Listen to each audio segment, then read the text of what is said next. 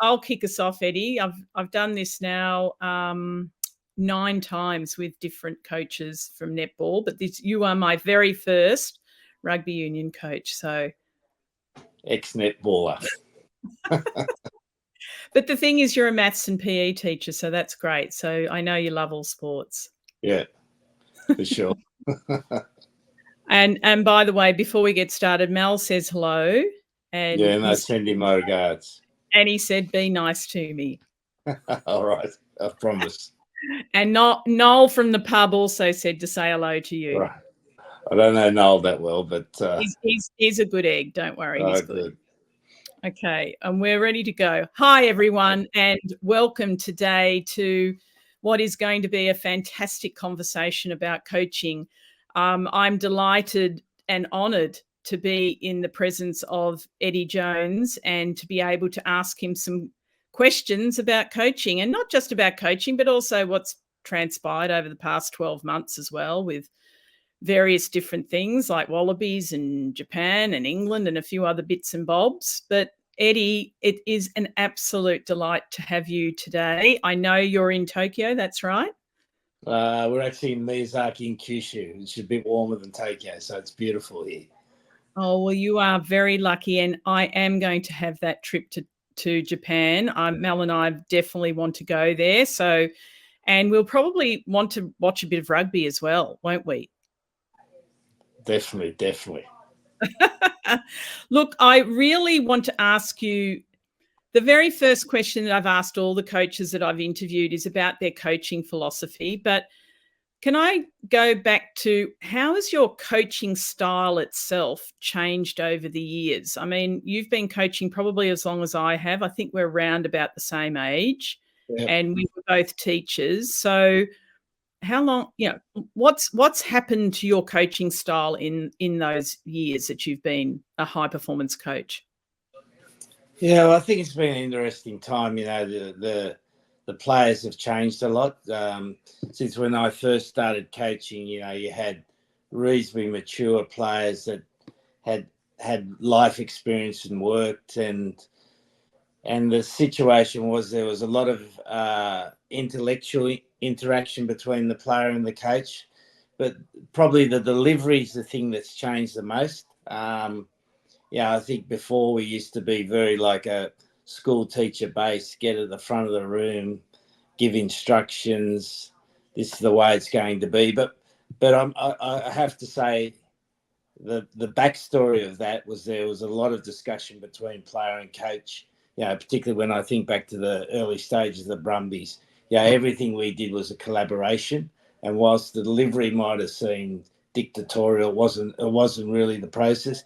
And I think now, just like in every facet of life, that now you're trying to guide the person to their choice rather than directing them. And certainly I think I've changed a fair bit in that way. With the younger players, you've got to give them the opportunity to express their opinion, because they won't necessarily come to you now and express that opinion. So you've got to get it out of them. So the way we run meetings, the way training hasn't changed that much, although again, it's probably gone more towards correction than critique. I think, a lot of times when coached initially, there probably would have been a lot of critique involved, and now where it's more about correction, which is, I think, the right way anyway.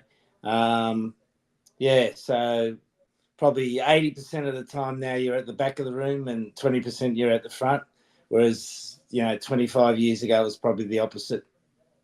Yeah, I totally identify with that, because I was a playing coach, so I was in amongst it. I remember back in the time when I first started coaching, and you would have been similar age to a lot of the Brumbies players back in those days, wouldn't you? Similar age? Yeah, not too much of a difference.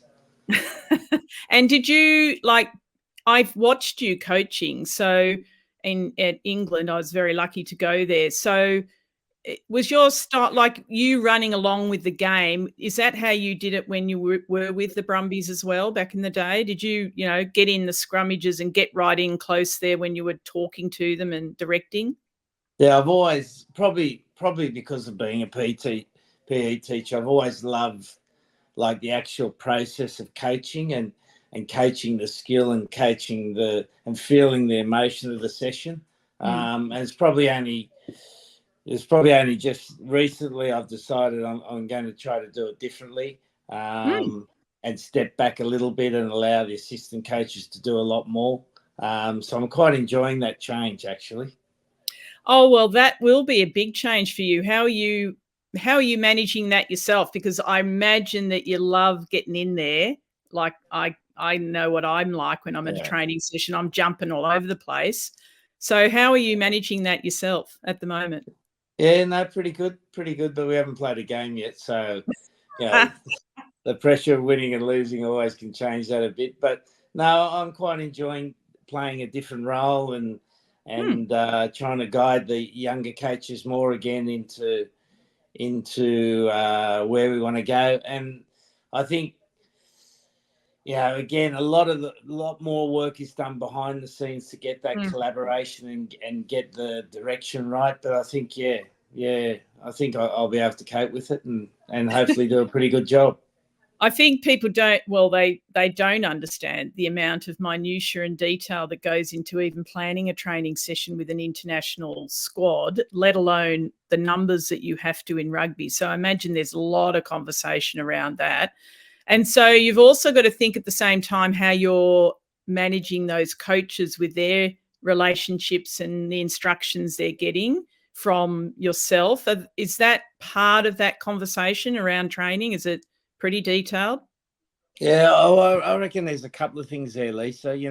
The one thing that's really changed. I can remember when I was first at the Brumbies. We had a total staff of 12. Yes. Had one assistant coach. So when you're in a small community like that, the communication is relatively easy, and also to give feedback's relatively easy on people's performance. But now, we've got a minimum. Most international teams have got a minimum number of staff of 20. We've got 4 assistant coaches. So the detail and the planning to get alignment with courage. I think everyone talks about alignment, but you need alignment with courage to go anywhere. And so there's a lot more work done behind the scenes to get that alignment. Yeah. I'm probably trying to take myself out of the minute detail now and take a bigger strategic view of where we're going. I can tell you that I thought you were doing that anyway when I was watching you in England and seeing that first meeting we attended. It was very big picture for me, but I think you do. Obviously, we learn and change over time, and you do, and that's why you've been able to be successful and continue coaching. Like, you've just continued working, Eddie. You don't stop, do you? Yeah. Oh, well, Lisa, I think I'm a bit like you. We love coaching and love the sport. So I don't consider it ever to be work. How lucky am I? I'm 64. I'm still running around with a pair of shorts and a whistle around my neck. So, it's great fun to do it. It's really great fun to do it. And, the joy of seeing young players develop never diminishes. Yeah, I totally agree. And, just even taking a little session down here in Avoca with some juniors was, it just reminds you about how important coaching is and what role you can play in young people's lives. And I talk to community coaches about that all the time. And I know you're right into that. What is your philosophy of coaching, Eddie? Have you got a short one or is it a really long one that you could write an essay about? No, like most things, there's not a lot of detail to it, but I just think we're servant to the players. Mhm. Whatever the players need, our job is to give it to them. And I think to do that, there's always 3 things I talk about. You got to be knowledgeable, you got to be enthusiastic, and you got to be punctual. And I've always just tried to stick to those 3 things, and really tried to be a servant to the players. And the servant to the players is not giving the players what they need; it's what they need. What they want; it's what they Mm. need. Yeah. And sometimes that servant philosophy can seem harsher than the words itself. But you've always got to just work out what the players need to be better and what the team needs to be better. Yeah, I remember asking the Diamonds about, feedback, and we'd work on that quite a lot in terms of what they needed. And they would always say to me, we just want you, no fluffing about, just get to the point. And I guess it's to do with the Australian way a little bit too, which I'll explore with you a little bit later too, Eddie, because I'm certain it's different in different cultures. So what do you think is the most important thing about coaching and the relationship you have with the players for you? What's the real priority there? Is it the servant relationship, or is there something else there too? Well, I think most players want to know the coach can make them better. If they think the coach can make them better and they think the coach cares about them, then you've got a good relationship. And I think it always starts with that. And the caring can sometimes start with the knowledge you can give them, or it sometimes starts with the person. I think, you hear a lot about coaching today, and people talk about relationships and care. And of course, that's true. Yeah. But that's not always what the relationship's based on. A lot of time it can be based on knowledge. Some players only want to know how you can make them better, whereas other players want more of a, even like a father-son relationship. So it's your ability to work out for each player what they need, what sort of relationship they need. And I think, one of the things I've found really interesting in that, as I've got older and the gap between myself and the players has got bigger, I've actually think I've become a bit better at reading that. And maybe it's because I brought up a daughter, not very well, but I brought up a daughter and made mistakes, and you learn how to look after young people better. Oh, certainly. And being obviously a teacher back in the day as well, and that teaching practice behind you. Has it been different with the players of different nationalities or cultural backgrounds? How's that challenge been? Even just, you were talking about you need to be individual, but then you also need to take account of their history, I would say. Yeah, I think the only thing I reckon there is that the thing I've learned, you've got to be culturally discerning with each of the groups of players, because I think every group of player you get, there's almost like the normal curve. You got the top 10%, you're trying to stay out of their way. You're just trying to let them do what they're good at. Maybe there's a word here or there, but Is that George Regan, by the way? Yeah, your Gregans and your George Smiths. You're just trying to let them do their job. Then that middle 80%, is the one you're really putting your work into. How you can move them up to the top 10%, and I think that's the job of a coach. Well, I know it's definitely the success of, you look at the AFL, Australian Rules Football, and you look at the coaches that have won grand finals, they all mention the fact that the bottom 10% players, if they get them playing at that middle level, and of course what you're saying is the middle up to the top, then you're really cooking with gas and you can win a premiership based on that. And it's really difficult with the numbers, of course. It's a little bit different in netball. We're just a little bit smaller, but the challenges are still there, aren't they? And what's the thing that you're really loving about coaching at the moment in Japan? Tell me. Are you really relishing the challenge to compete against England in a few weeks?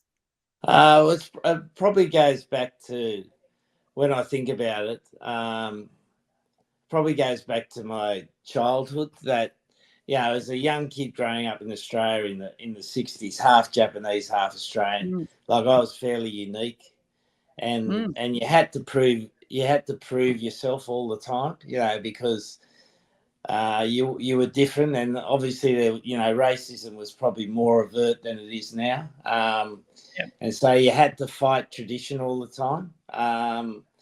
And with that, then I was lucky enough to play for a club called Randwick, where we ran the ball from everywhere. So we were fast and we were quick, and it defined us as a club and an identity. And of course, I was able to play with, guys like the Ellers and Campese and those guys, and we played wonderful rugby. And with Japan, I think, that bit of me probably comes out. I want to show that that any team can do it, and we want to do it through a Japanese way. So that's probably the thing I'm enjoying the most. And what is the Japanese way going to be, Eddie, or will we see it when we watch you take, the team take the field in a couple of weeks? Oh, you'll definitely see. The thing I don't know is for how many minutes. Because the hard thing whenever you change your team, and you'll know better than anyone, that when you're changing the habits, you can change the habits, but when the pressure really gets on, the old habits can come out, and there's a period of time that you need to change those old habits into new habits. So we're starting to gain some good habits now. So you definitely see it against England. If we can do it for longer than 20 minutes, we're a very good chance to win the game. Oh, well, I'll be watching closely because I'll, of course, be watching this. I did watch many of the tests when I was over in England with you, and was very fortunate to be able to catch up with you a number of times. What's great about being able to coach at this highest level after so many years? What's the best thing about it for you? You said before, but really, what is it? Is it like a kid in a shop? Yeah, well, you're working with the best players. There's a huge difference working with the best players and not the best players, just in terms of, you've got an idea, you put the idea forward, the players come back with some better ideas, and then you get you got a good way of doing things. And just working with the best players is stimulating. I think also at international level, I love finding a player and then helping that player develop into a really good player, and to do that at an international level against the best in the world is really good fun. Who was the English player you felt that you did that best with, that you'd give yourself almost, I know you won't give yourself a 10 out of 10, but maybe a 9.5 out of 10? Who did you feel you really improved the most in your time in England? Well, I think, a guy like Tom Curry was in that top 10%. But he went, we took him as a schoolboy to Argentina. Yeah. And in fact, we took him and his twin brother. I know. I absolutely, the other day, I completely mixed them up on the field when I was watching the semi-final. Yeah. And we picked his twin brother first for the first test against Argentina. And he injured his ankle, and then we played Tom because Tom was behind him at this stage. Yeah. And then Tom played in the first game. Man of the match, was absolutely brilliant. And then we left him out of the second test because we wanted to take a bit of pressure away from him. And within, 2 years at the World Cup, he was one of the most significant number sevens in the world. Tough, hard player. Yeah, he's had a bad run with injuries now. I just hope he doesn't play too well against us. Yeah, well, I watched his twin and I seriously thought it was him, and he's obviously built himself up a lot as well. But they unfortunately had lost that day with the Northampton team coming through. What do you think of Courtney Lawes, though, going out in such style? He's a remarkable player. He was one of those once in a generation player. When I was coaching, and we had Courtney and Owen Farrell together, close to full fitness, then we had a very strong leadership team, and we saw that in the World Cup with England when those two were on the field. They really bring a different level of leadership to the team. Yeah, no, he's an outstanding leader. And look, I know he was pretty disappointed with it was funny. He was really high quality right to the end. He was annoyed with how they played. I mean, it was great they won, but obviously it was such an unusual game against Bath, wasn't it? What did you think of it? I imagine you were watching it pretty closely. Yeah, it's always difficult when you get a man sent off early, Yeah. The expectation to win becomes higher. The referee tends to even the game out a bit. And, I know in netball, the umpire can be influential. In rugby, the referee can be pretty influential. So it puts a completely different perspective of the game. And whilst it might seem that the team with the extra number should win, it makes it a much more difficult psychological process for the teams. Oh, for certain. And it was interesting. We were watching, obviously, the Blues versus the Maroons. And for those that are international, I guess, consumers, we're talking about rugby league in Australia. And Eddie, you would know the Blues versus the Maroons very well.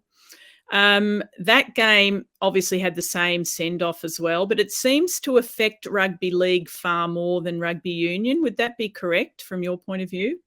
Yeah, because rugby league, is a much more structured game, and they tend to play much more set positions on the field, where rugby does have that, but also can become quite unstructured.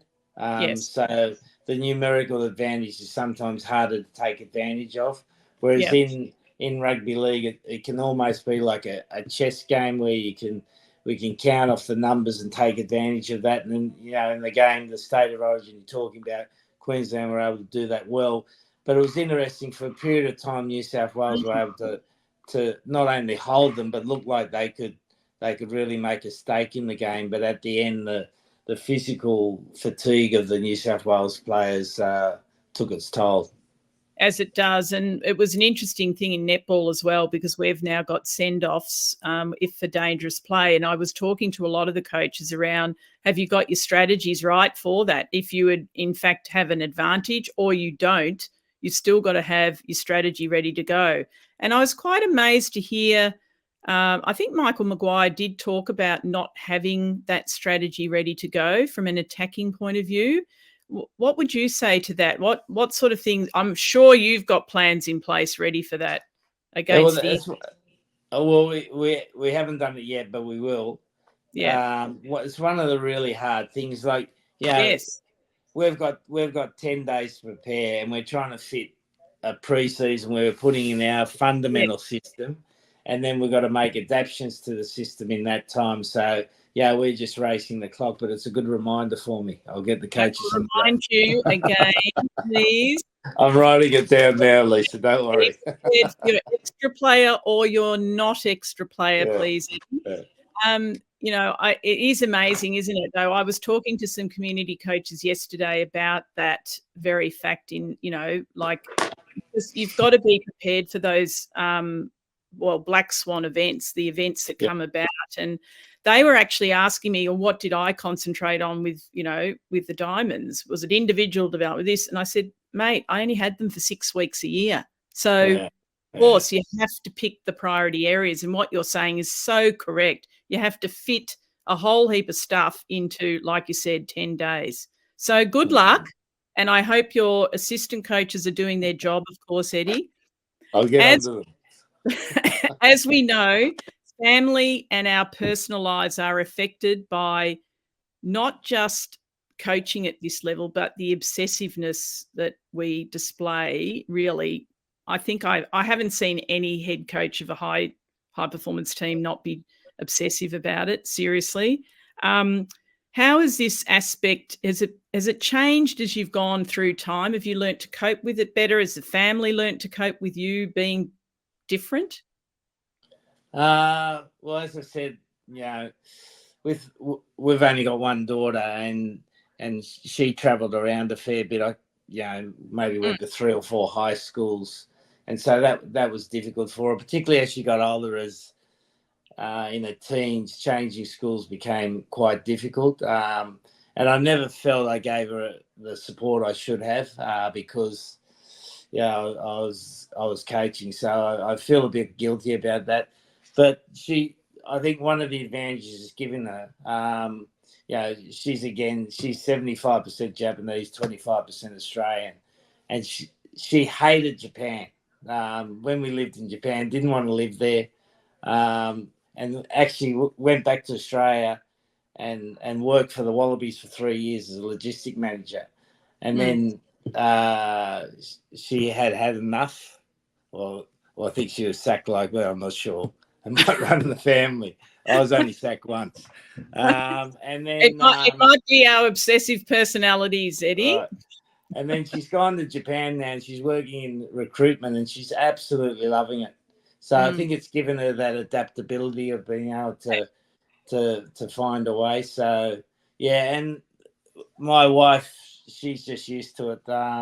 And one of the best things we did was when our daughter left, we got a dog, and that became our daughter. And even now that dog passed away, but we've got a new dog. And when I go home now, I put the phone away, and just spend time. And I think that's a really key thing. You know, when Yes. you're at home, try to prioritise what you're doing at home, not mix work and the family together. So, you know, it's taken me a long I time can to hear get there. I can hear Malcolm laughing in the background. I can imagine. Well, I mean, the test of time that you guys have been together this long with all of those pressures is a testament to the resilience of you two as a couple. So it's pretty awesome. Congratulations. Yeah. And also, I've asked my daughters the same question, and they've said to me, "Mum, that's just you. You're a coach." And I remember Justin Langer asked his daughters the same question when he got off of the job at Cricket Australia. And you know, at the end of the day, they just want you to be happy, I think. And, you know, and I think they get special experiences as well. So, yeah, no, I think that's true. Yeah. International level coaching is a rare occupation, as we know, Eddie. It also sometimes ends on not so happy terms, unhappy terms. Players do play a role in this at times. And yes, how has that affected you personally, and has it changed over time for you? I think when you're young, I was certainly when I lost the job at Australia after 5 years, I was pretty devastated. And it probably took me, when I look back now, it probably took me a while to recover from that. But I think, you know, since then, I think every team, you've got an arc where, you know, you've got a honeymoon period where you go in there, because you usually only get a team when it's in distress. You know, you don't get a team that's flying. So you change things, everyone's happy. And then if you do things well, you've probably got a 3-year period where you've got to win. Yeah. And if you win, then that job has been really enjoyable and pleasurable. But you know that after that, at the international level, then you got to rebuild again, and that's the tricky part.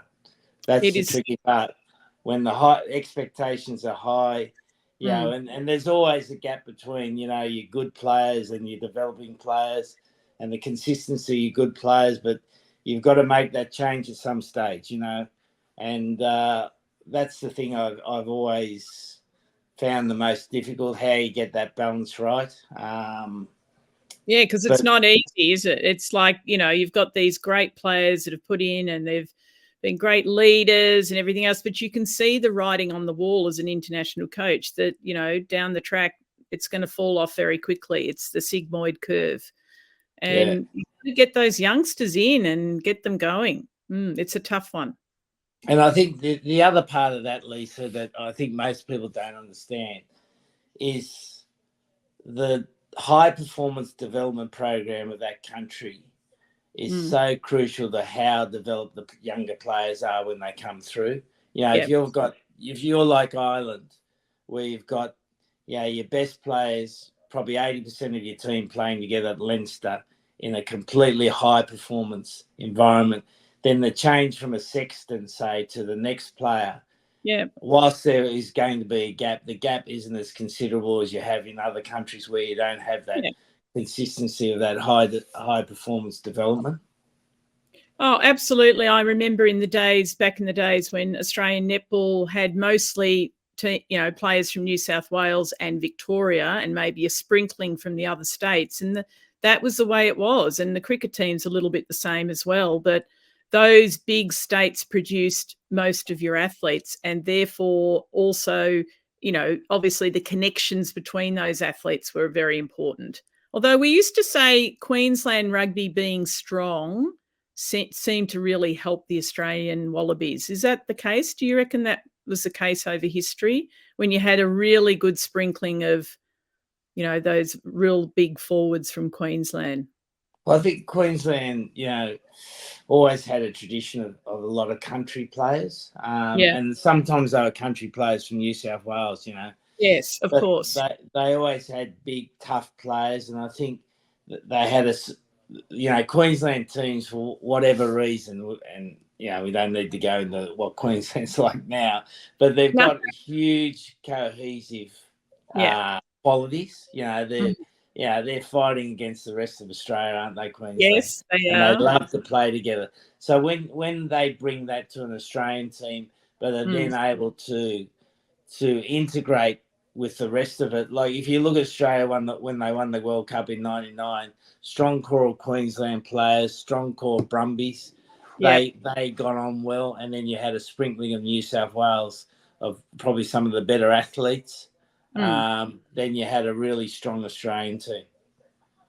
Yeah, it's very interesting the way everything's transpired in the professional era, that's for certain. You'd be obviously very concerned about the Brumbies, financially at the moment.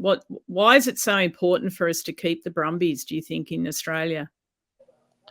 Well, the Brumbies have batted above their average for 20 odd years now. They've been a bits and pieces organisation that had probably been the most innovative of all the Australian states. And with their proximity to the AIS, I think stole the march in sports science, in a good use of sports science, certainly, to promote their program. Small one town team, players were very cohesive, and they brought a different quality to Australian rugby, that innovation, Queensland rough, tough, together type play. New South Wales have always had the best athletes, but not necessarily the best rugby players.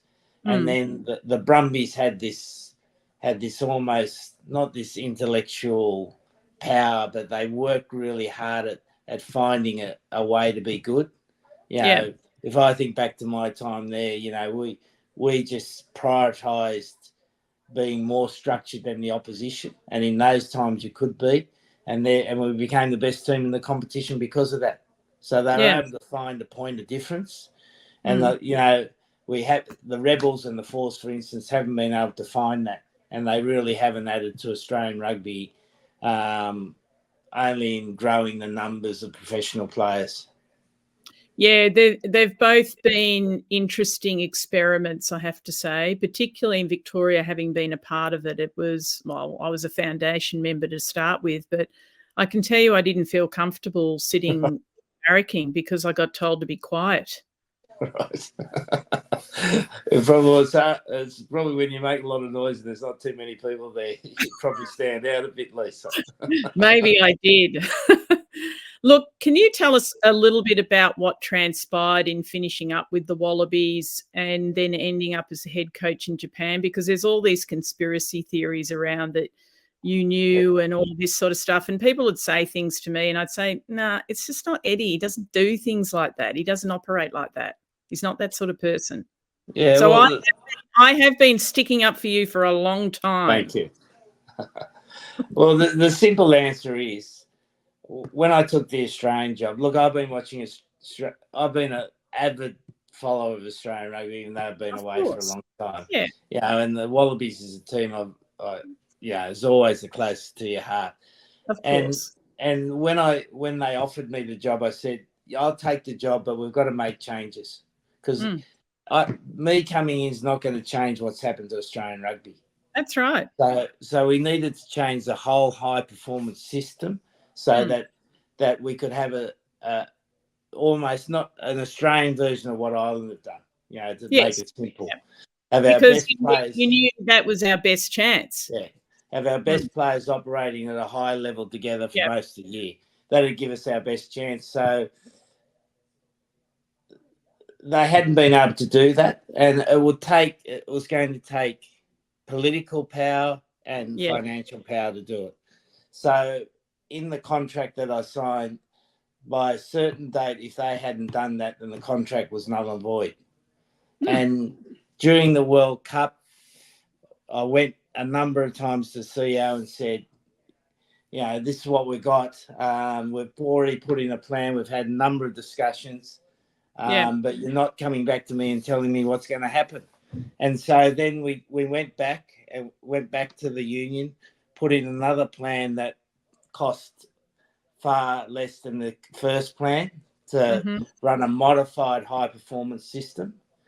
And they said no. So, it would have been easy for me to stay there. lead up to the World Cup. You got a home World Cup, but in the heart of my heart, I couldn't do it because I don't think I can change Australian rugby. Like, of course, we can win more Test matches, and Yes. as the players get a little bit better, they'll do that. But we're never going to have the considerable change we need to have. Yeah. So we're just you weren't prepared to take the shortcuts to keep no. players in just for the sake of beating Wales, No. for example. Yeah, and I didn't want a job where I was just doing it for the sake of doing it. I wanted to make change, and to make change, we had to change the system, and so the answer was pretty easy. And then I decided to apply for the Japan job. I hadn't done anything with Japan. Like, they'd come to me, a recruitment company come to me and say, "Can you talk to us about what Japan needs?" So I did that, and that was it. And then Japan offered me. That's not going for a job. That's what people have to understand. People like you and me get asked these things all the time. We get asked for our advice. As you know, Lisa, you meet with a number of clubs and they ask you, "What should we do?" That's not, you're not applying for a job. No, it's not an interview. All the time. Yeah. Yes. Yeah, no, I'm with you, and obviously I am with you because I understand and know you as a person. So, yeah, it really used to give me a bit of a migraine at times, Eddie, when I used to read it, and then I'd be swearing, and Malcolm would have to deal with me then. How's the fallout been last year, and the impact on some of your relationships at Rugby Australia as well? Is that sort of, hurt a bit, or is it sort of water under the bridge?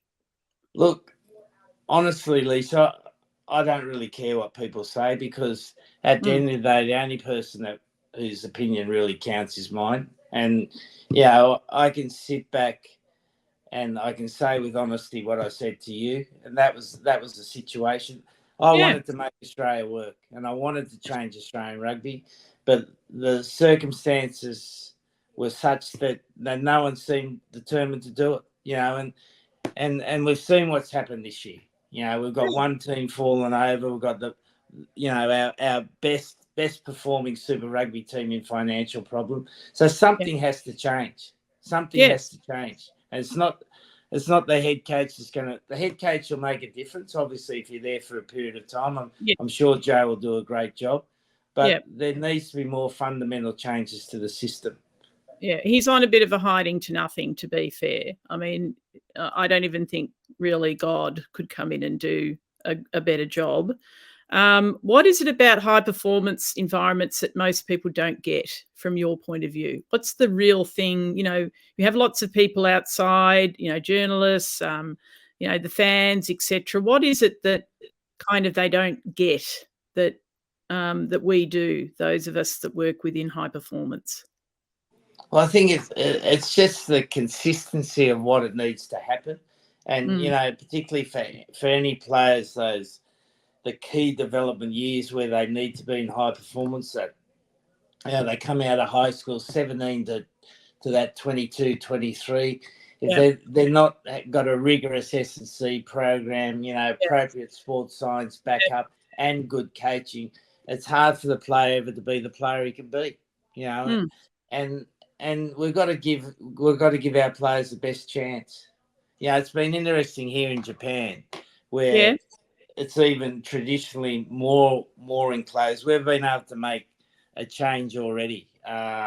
We've set up a sort of an interim talent squad, and we've had access to those players. We've got 14 or 15 players operating at a higher level. And if you think back to what happened in Australia after 2003 World Cup, we had that national talent squad, and it was running like that with the best young coaches. Yes, I do remember that. Yeah, and it wasn't a hard thing for Australia to change to, but it just needed some political courage and some financial backing to do it, and they weren't prepared to do it. Yeah, well, I get it. We've only just managed to get our Australian 21 program going with Netball Australia, but we've also got our first Indigenous Black Swans team competing in the Pacific competition, which is fantastic, Eddie, because it was 2016 when we ran a high-performance Indigenous camp, and we were wishing for this to happen. And finally it has, like it's taken 7 years, but it is so terrific to give those young people an opportunity and just adds to your talent pipeline. I mean, it's fantastic. How important are your relationships with your staff in creating a winning culture? Well, I think, as I said before, one of the things that's changed is the number of staff that you have and the number of assistant coaches that you have.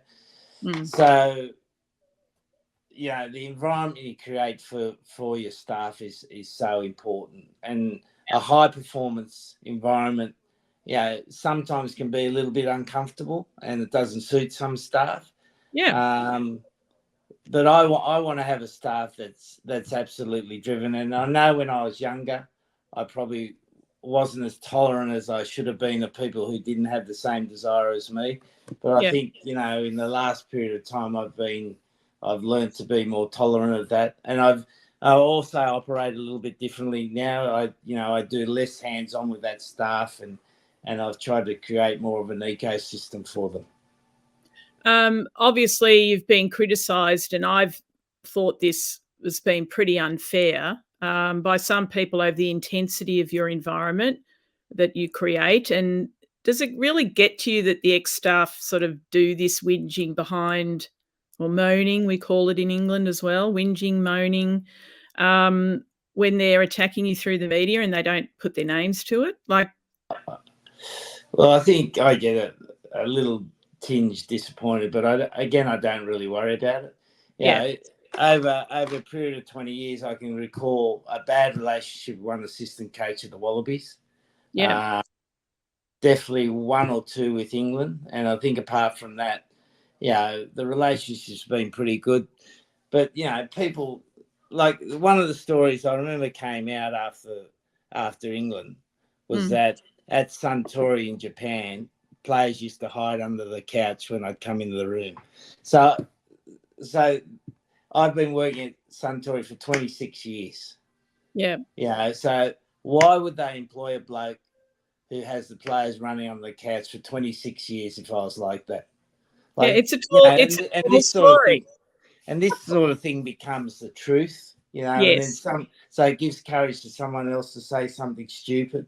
And certainly I have had some bad relationships. So, as I said, I don't discount that. But I think to portray as my total career like that is a bit silly. Yeah, I think it is extremely unfair and unjust in its, it's biased actually, to characterise it that way. And, I'll ask you a little question a little bit later about that. I reckon, Lisa, the one thing I reckon I've learned, and sometimes you learn the lesson, but you don't keep the knowledge for too long. The media always get you. Like you can have a little run with them, but they always get you. So they're never happy with They're never happy with everything. I know I told you I had a strategy whenever I went over to New Zealand and how I approached them, the journeys over there, because I knew how big it was over there. And I just sucked up to them and told them how great New Zealand was. I did the old Alan Jeans method, which was, really give them nothing about us and just tell them how good they are. It seemed to work. I did have one run in, though. Hamish Bidwell from the Christchurch Times, or wherever he was, probably Wellington. Him and I never got along. So there you go, Eddie. It happens to the best of us. And you still remember the name. That's pretty good. Oh, yes, I still remember his name. Don't worry. A factor closer to both of our hearts as government school graduates, of course. The private school versus government school aspect of high performance sport, particularly in Melbourne with the Australian rules football, it's, pretty much you go to the top private school, you get drafted. And in New Zealand, it's the pool between rugby union and rugby league that's causing all sorts of headaches. Can you give us your opinion on the situation, and what's the impact for rugby union in Japan, Australia, England and South Africa? A long question, but I'm certain you can handle it. Yeah, well, I think, kids who go to private schools in rugby in some countries can get a huge advantage. And I think it's the responsibility of the national union to ensure that that can be evened out, because we know that, you know, kids who get in better programs at a young age and then get better coaching have an advantage. And I think that the thing that strikes me, if you're really conscious about your development, and I look at NRL in Australia, you know, Yeah. they've done it really well, and the number of Aboriginal kids that play rugby league Yes. as It's compared to the number amazing. of, you know, and I, you know, I'm a bit biased because I was brought up with Aboriginal kids, Yeah. and to see so few Aboriginal kids playing rugby is because we haven't made a conscious attempt to Yes. develop them. It takes money and it takes time and it takes, you know, some smart resources to do it. So the National Union's got to be aware of that. There's nothing wrong with the private schools doing well, but Yeah. similarly, the local schools or the government schools have got to be given an opportunity to compete. And I think if that happens, then the National Union's doing its job. If it doesn't happen, then they're not doing their job. In Japan, the rugby is focused around a few high schools, and then they go to prestigious universities. But it's Yeah. been really interesting. The most prestigious universities, which used to dominate rugby, have now slid off a little bit, and new universities have come through that have been determined to be good. So, you know, unless those traditional universities are prepared to learn and implement better programs, then the decline could keep going. And I think, you know, again, you've got to have someone in charge of that, really strategically looking at how we're going to give every talent the best opportunity to come through. What about in England? I know you made comments around that in England that, Well, I reckon that ultimately cost me the job. well, I thought that too. When Malcolm and I discussed that, we thought that, because it is a very powerful hegemonic group in England. So, what were you really trying to say, though? Really, what was it about? Just making sure we were giving the lower socioeconomic kids an opportunity? Yeah, be more deliberate about it. Like, if I just look at the Nigerian population in England, Yes. Maro Itoje should be a role model for them. And Yes. so the RFU could use Maro as a role model, but Yeah. really their attempt to do any of that, I don't think was too serious. Yeah, Yes. because one of the problems you have, if you've got people from those traditional hegemonic schools on the board, then Yes. their desire to change things is not great. You know, they want the status quo to continue. Yeah. I'm hearing you, Eddie, loud and clear. But, you know, then you look at what South Africa's done. It's been Yes. unbelievable what South Africa's done. You know, Well, you think about, what have they done that's so impressive for you? well, the whole country's changed, hasn't it? You know, Mm. that 25 years ago, you know, teams would have coloured or black players, but Yes. basically they'd be picked because of a quota system, not on merit. Yeah. And now, you know, each of the provincial teams in South Africa are burgeoning with black and coloured talent.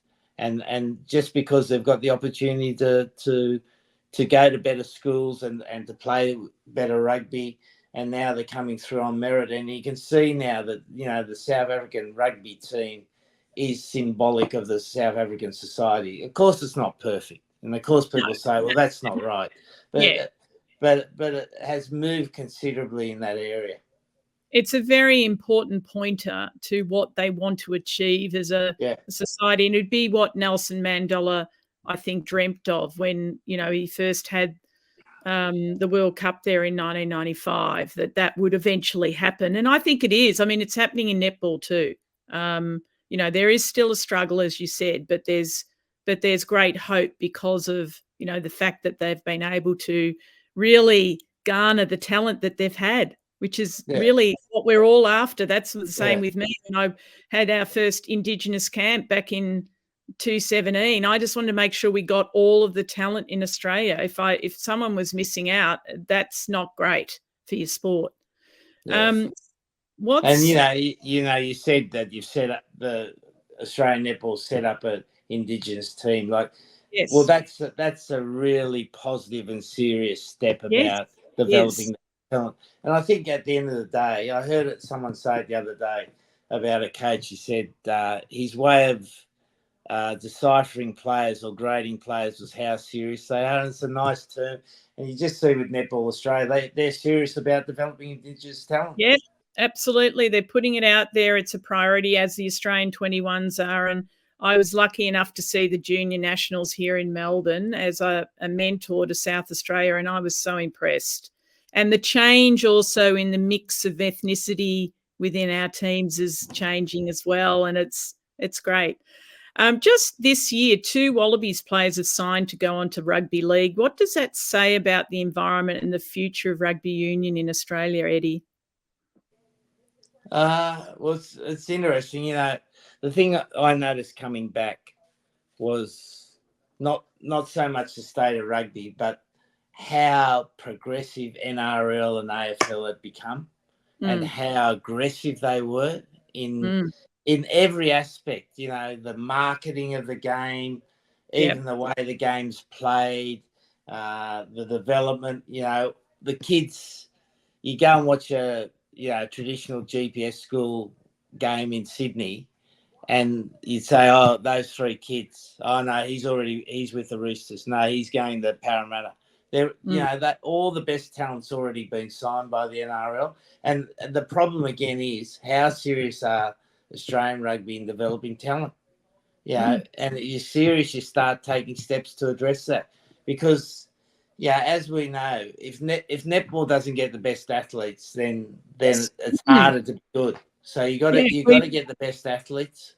We've had to compete with women's basketball for a long time, and I spoke about that last night. Even in the country areas, I used to get worried about it, that we were losing players from netball into basketball. Now it's, we're competing against obviously the Matildas and also Australian rules football in the women. But if netball sticks to its knitting and does the work it needs to do, which it is doing, then the talent just comes. It's part of what you need to do. You've got to do your work there.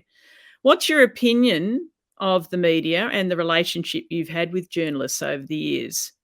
Is it just part of the job, or do you use it to your advantage at times, Eddie, or do you just really, at the end of the day, it's just part of the job? Well, I think at times I've been reasonably strategic. I think at times I've been overly combative, which I probably was with Australia. But how would I talk about the media? Oh, it's been fun most of the time. I do like going to a media conference, particularly in England, where you've got a huge audience and they've got a premeditated headline they want, and trying to get a different headline in, I think's a lot of fun. It's a bit of a challenge, isn't it? It's like it's like press conference chess. Yeah. I reckon that's a bit of fun. When you're really well prepared and you're on top of your game and you're getting good advice and you go in there and you can get the headline you want.